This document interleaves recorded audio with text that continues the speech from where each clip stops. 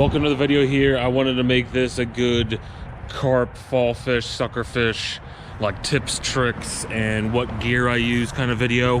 Here's a look at everything but the, I guess the net would be the biggest other thing. And then, of course, I usually run sweet corn. I would pick between sweet corn and worms. Worms are just way more expensive. Bread doesn't really do it for me.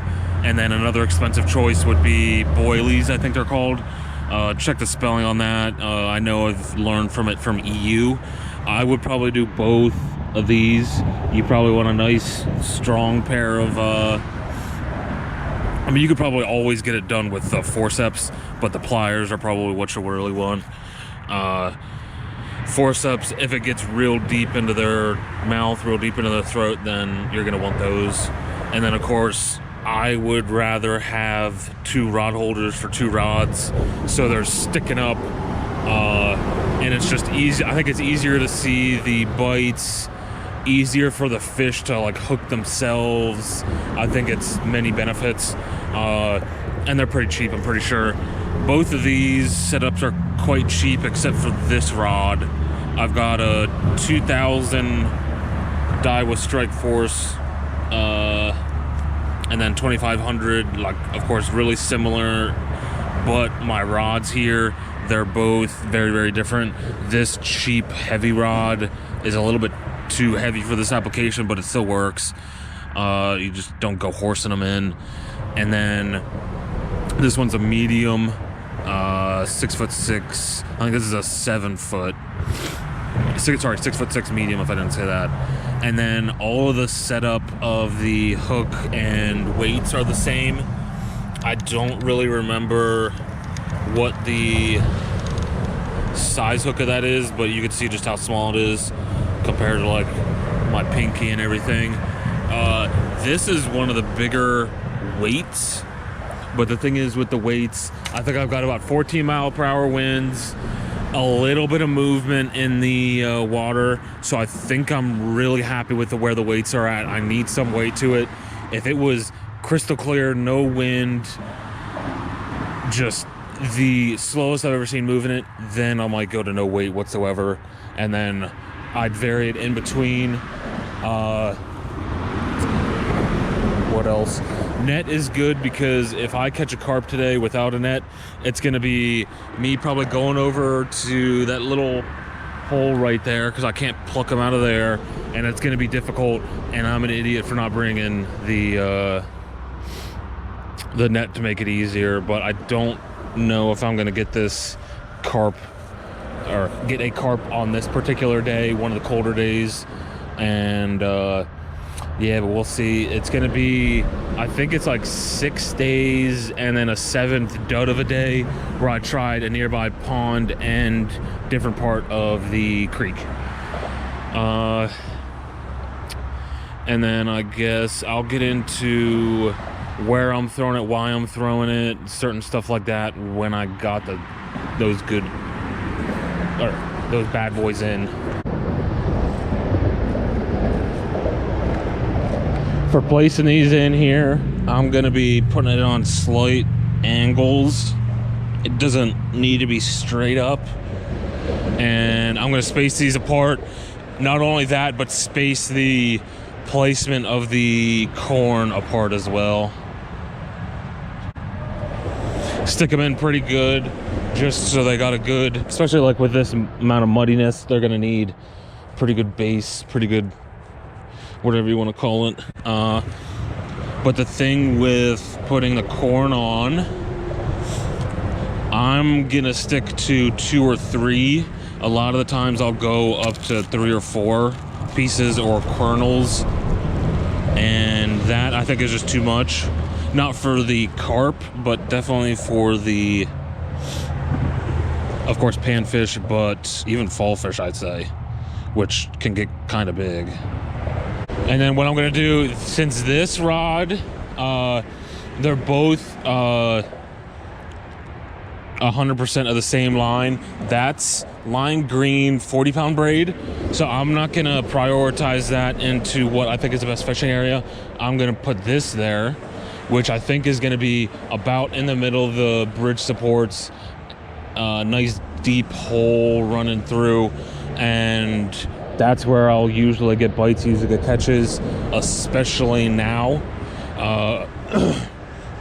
Other times of the year, it'll, I think, be more spread out, but when it gets winter, I feel like they bunch up a good bit more, go to more particular places, and a lot of the times just sit there and hang out and won't bite anything. That sucks when you see that, but... And now this one, I'm gonna do similar placement, but a good bit off to the left. And then the biggest thing, once they're in the water, it's probably the best thing to think about being patient. You probably shouldn't expect a bite right as it hits the bottom, or even 5 minutes after. You probably want to leave these bad boys in for at least 15 minutes at a time. Maybe think about cover an area a certain way, but I would say give it some time down there, especially if you're trying to target carp. If you're trying to target fall fish, I never get panfish to bite in the winter, but in the summer when they do, you know, that's an issue. They'll wreak havoc on corn, get in the way. And then at that point, you probably want to go 3 to 4 minimum pieces of corn.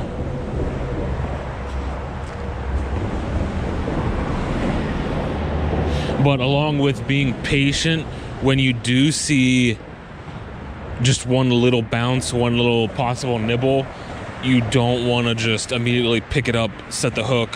You want to try and make sure that fish is on. If I have a even fall fish eventually get the line bouncing enough, but like a carp, you'll see it immediately. Usually, very rare that they don't take off. But you want to get a little bit out of it. You want to try and see that they're on it, you know, pulling at it a bunch of different times, not just once. But it's also kind of tough to judge. But that's like the most part of the gist for getting stuff set up, attempting to fish for them, and then once you got what you know is a carp hooked, I mean, just like a big bass, that fish is probably gonna take some time to get in. Okay, so he's wiggling the crap out of this. I'm pretty good to... Yeah, I could pick this up right now. I want to see a little bit more strength from him. Because now, if it's just silent now, I shouldn't have a fish on, and it was just a really lucky fish. I'm pretty surprised with how much that was jumping, honestly. Not too advanced, but you can put a bell, or then there's even, if you're night fishing, you can get glowing, you can get tape for the rod, and probably even fishing line that's glow in the dark. But bell or some other kind of alarm could be much, much cheaper than that setup I was just talking about. I mean, you could even go as simple as this, just finding twigs, sticks, poking them in the ground. If you even want to skip out on that. Okay, oh. Come on, big boy. Come on, big boy. Stay with your chest. Maybe I can go do a little tour of this side. I already looked at the other side on a YouTube short. So you got Anastasia, Jenna, Weston. Okay, I'm not gonna read that one. I can't read that one. 420. Let's get past that word. Is that a lowercase t? What are you doing? Or no, I'm dumb. A plus T.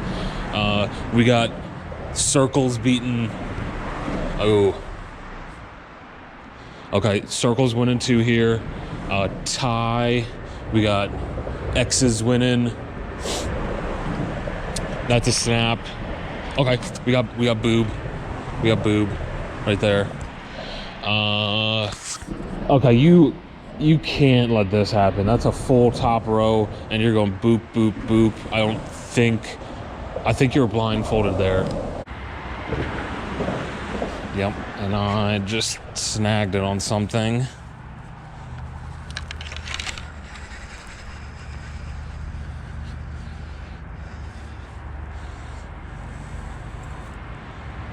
So, oh wait, actually I know what this is. I don't know why that's down there, but this is,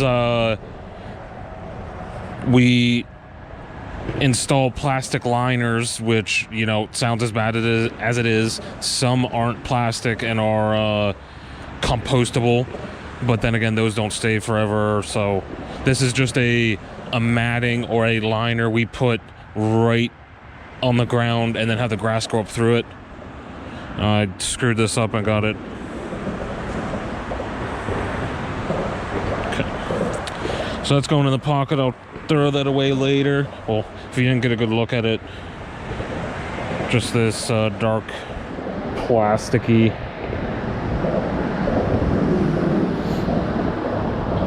The permanent stuff actually does quite a good job, and then the temporary stuff is usually like straws, hay, I think coconut hair, stuff like that.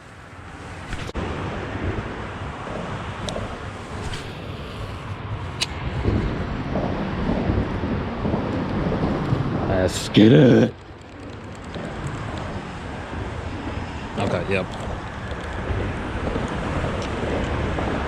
You just hog-tied yourself a little bit there. See that? Yeah, it looks gross. No!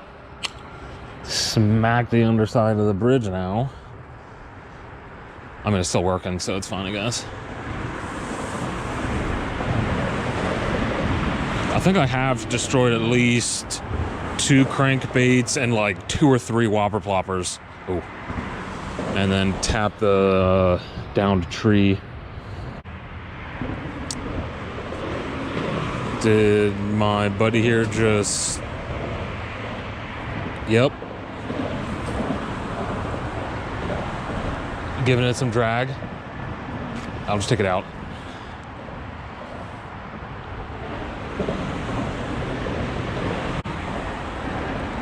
Checking. Oh, okay. Yep, it's hung up. Wow.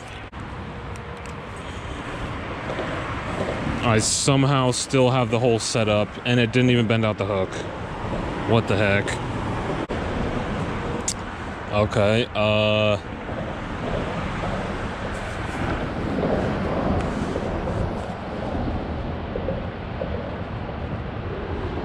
that's definitely fish biting at it.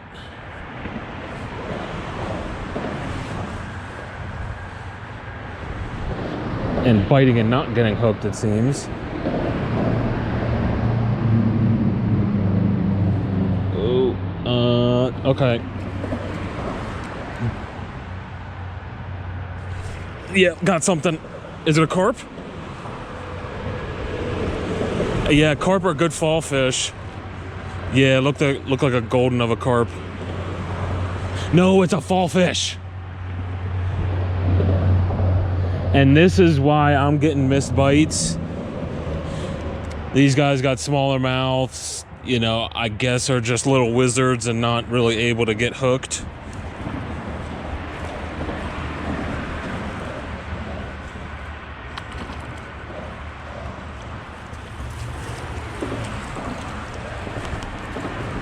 Let's take a look at them.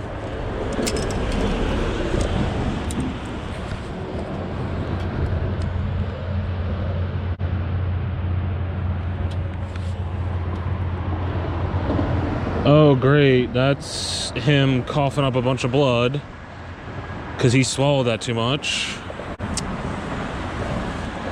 That feels very, very bad because I, in my opinion, have been watching this very closely and been trying to prevent that. Gonna hold him there just a little bit. I'll let him out in like 5 seconds. not keeping him out of the water or trying to keep him in the water as much as possible. But now he's back in. Can't tell if I just had a nibble on the other line, but I'm gonna probably have to go watch that. Yep, that wasn't me hitting it. Ow.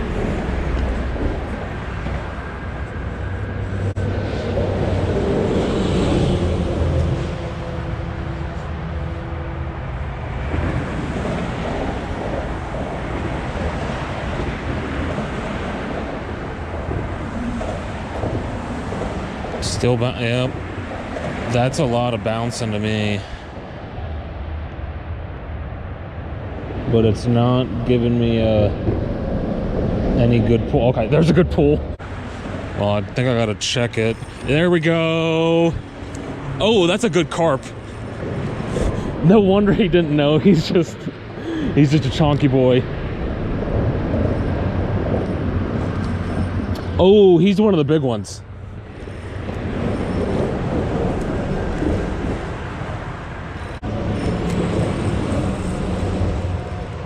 I was hoping to be able to get one of these. See, he's looking a little bit more golden, not quite a yellow. There we go. Look at him in the light. This might be like my second or third longest catch one though. He looks longer than 24 inch, just really skinny.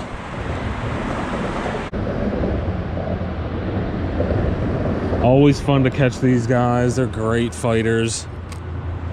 And it seems like the only size I find in here are like 12 inch and above. A lot of them are 15. Like this guy's, look at him go.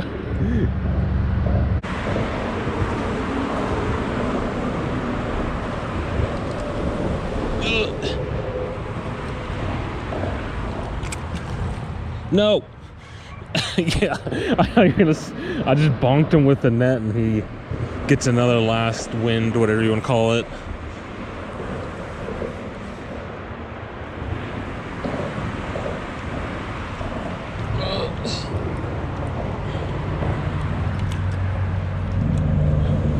There we go. What? Oh, look at it. Look at the size of that big cut in his back too. So what I'm dealing with here is, yeah, he's 26 inch around, maybe just a, yeah, I think 26. His tail's a little bit wonky of a spot.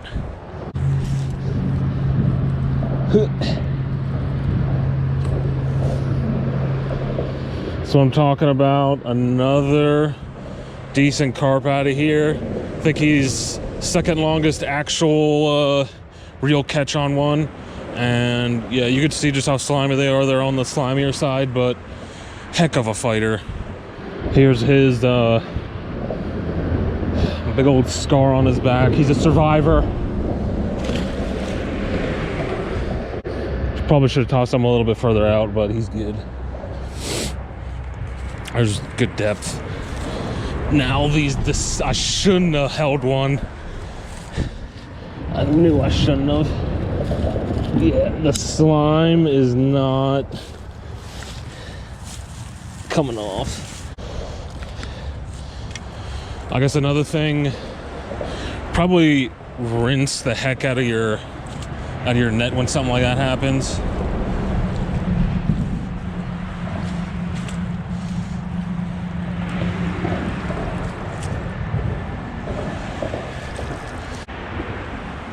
There's no way a fish is on this right now. Do I need to check it though? Because if I'm missing all my corn, I don't want it sitting down there as it gets, that looks like a tap from a fish. So I gotta leave it be for a little bit, I guess. What? Something just came in here and hit it like a truck, but didn't get hooked? What do you want? It wiggled. I'm also wiggling, just trying to stand up straight on all this mud. Oh, and the fish is not hooked. Little Houdini. Oh, no. You are not Houdini.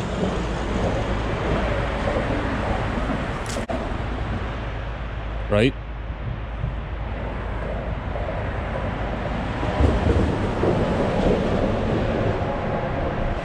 Oh, you are Houdini. That's...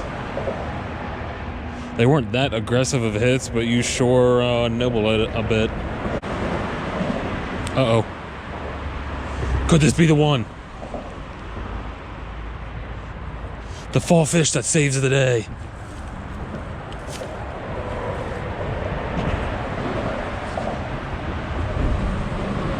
The little fall fish that could not get hooked is what it's gonna turn out to be.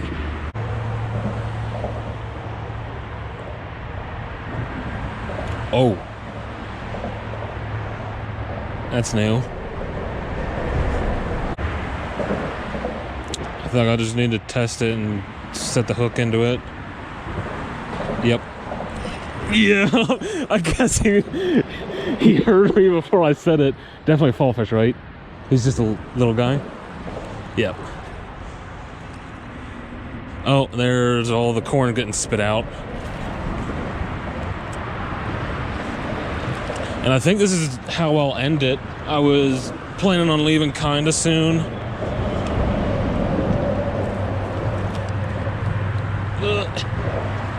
Let's get a look at him and get him back in. That's what I'm talking about. Right in the side of the mouth as well. He's got a very clean release here. I know he's upside down, but I knew I'd be able to find him.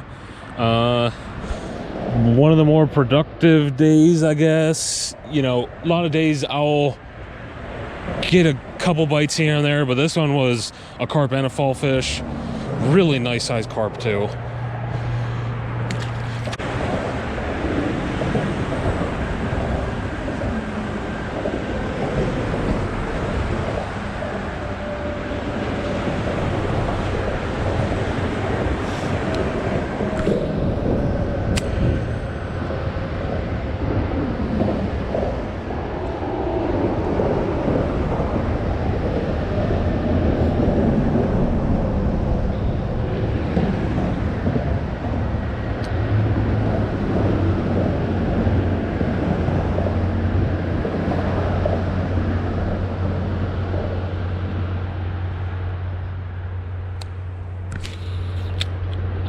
Not the best.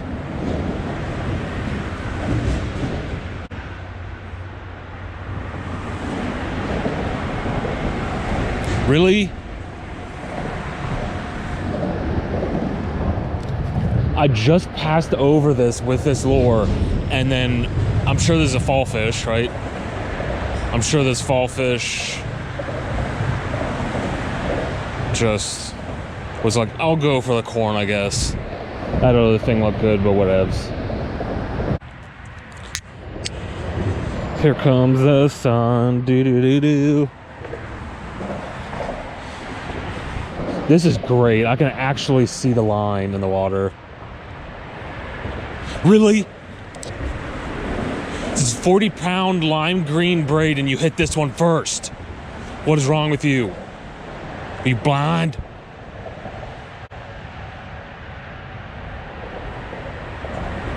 I'm watching the other one. I know they might do a little trick on me. Yep. They're smarter than me. They're smart. And he's still not gonna get hooked. Watch this. Dun dun dun dun dun dun dun dun. Gotta check it at least. Yeah, there's nothing. That's insane.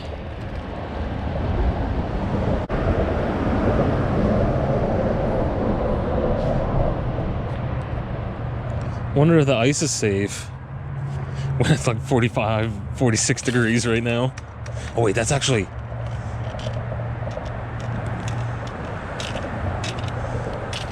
Okay. Hello there. Really? Is he gonna keep? Uh-oh. Where'd he? Did he stop somewhere? Nope, no idea where he ran off to. Yeah, he's definitely running, right? Well, that brings it to a close. Thank you for watching. If you have any more questions, feel free to put them in the comments. I have a half-decent carp knowledge, but if you know you want to go the extra mile, I would personally give you the Carl and Alex channel, the UK anglers that I learned a lot off of. I think they do a wide range of like affordable to more expensive setups, stuff like that, and it's pretty cool to see like what a experienced and high-level carp angler can do. He's caught 40-pounders, just beautiful mirror carp, all this cool stuff. But yeah, my setups are more on the simple side. The one's more like a catfish almost rod. But I still like to make it work. I would definitely say the smaller the setup, the smaller the fluoro or mono line is, the better. You probably don't want to go full lime green braid. That's just me. I don't think it's going to get you very far, but I still catch fish some here and there, but it's definitely not the best. But thanks for watching.